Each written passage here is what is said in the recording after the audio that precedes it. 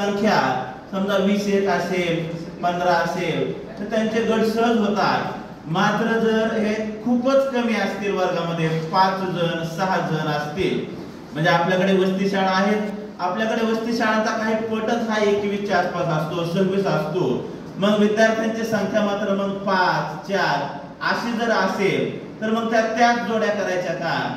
तर मग हे सुद्धा जे आव्हान आहे हे सुद्धा आव्हान अशा प्रकारचे काही आव्हान आपल्या समोर उभा राहू शकतात आणि या आव्हानांना आपण योग्य रीतीने पेलणं हे अत्यावश्यक असतं। असे अनेक आव्हान तुमच्या समोर येणार आहेत, मात्र ते आपल्या कौशल्याच्या आधारे आपण ते पेलणार आहोत। तत्पूर्वी या सेशन समाप्ती करण्यापूर्वी या पूर्वीचा एक स्लाइड होती ती थोडस माझ्या पद्धतीने मी एक्सप्लेनेशन करण्याचा प्रयत्न करतो। काल आपण पाहिलं होतं या मूल्यवर्धन कार्यक्रमाची गरज काय, हे कुठून आलं, कशा पद्धतीने आलं, याचा उल्लेख कुठं कुठं करण्यात आलेला आहे, नेमकी कोणती मूल्य प्रतिबिंबित करायची आहेत, पाठ्यक्रम शिकवताना जी मूल्य आहेत ती प्रतिबिंबित करताना काय अडचणी येतात आणि मग एक विशिष्ट कार्य पद्धती असावी ही मूल्य प्रतिबिंबित करण्यासाठी।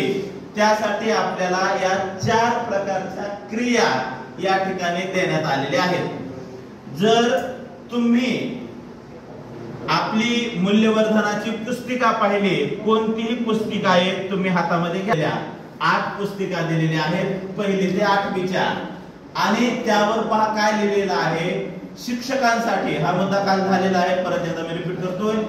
शिक्षकांसाठी यासाठी आहे की यामध्ये शिक्षक सूचनांची जी पानं आहेत ती जोडलेली आहे, म्हणून ही शिक्षकांसाठी आहे। अभ्यास आपल्या पाठ्यक्रमाच्या पुस्तिका सुद्धा आमचं वारंवार म्हणणं असतं, आम्ही जर स्टेट लेवलला कधी चुकून गेलो एखाद्या ट्रेनिंगसाठी तर हे पुस्तक पाठ्यक्रमाचं पुस्तक सुद्धा शिक्षकांसाठी वेगळं असावं आणि विद्यार्थ्यांसाठी वेगळं असावं। तसं आता हे कुठेतरी आलेलं आहे की शिक्षकांसाठी ही पुस्तिका वेगळी आहे आणि विद्यार्थ्यांसाठी सेम हीच पुस्तिका असणार आहे, मात्र याच्यामध्ये जे शिक्षकांसाठी सूचनांचे पानं आहेत ती नसणार आहेत आणि म्हणूनच याच्यावर पान क्रमांक दिलेले नाहीत।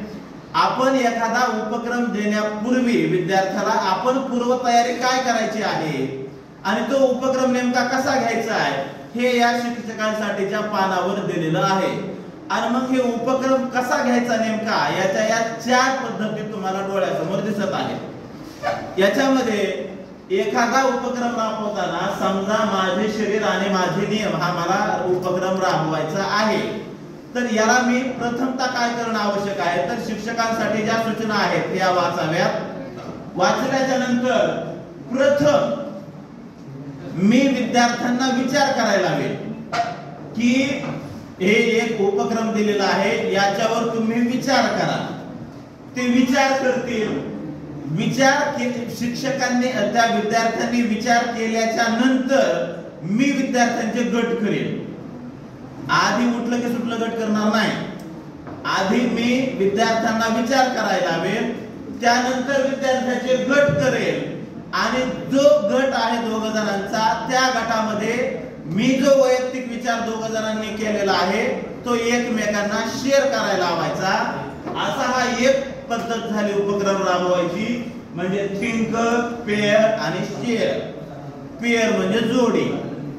आता दुसरी एक पद्धत आहे, या ठिकाणी मी आधीच्या उपक्रमामध्ये काय केलं तर आधी मी विद्यार्थ्यांना विचार करायला लावला आणि नंतर जोडी केली। आता असं नाही म्हणा, आधी मी जोडी करेन, जोडी केल्याच्या नंतर विद्यार्थ्यांमध्ये चर्चा करायला लावेल की तुम्ही आता हा एक असा प्रसंग आहे, या प्रसंगावर तुम्ही चर्चा करा, मोबाईल मध्ये बघत बसू नका। मग नंतर म्हणतात की ट्रेनिंग मध्ये नवीन काहीच दिलेलं नाही किंवा आहे तसंच दिलेलं आहे, मग का आता गरज भासली, कारण आपण कुठेतरी दुसरीकडे लक्ष असतं।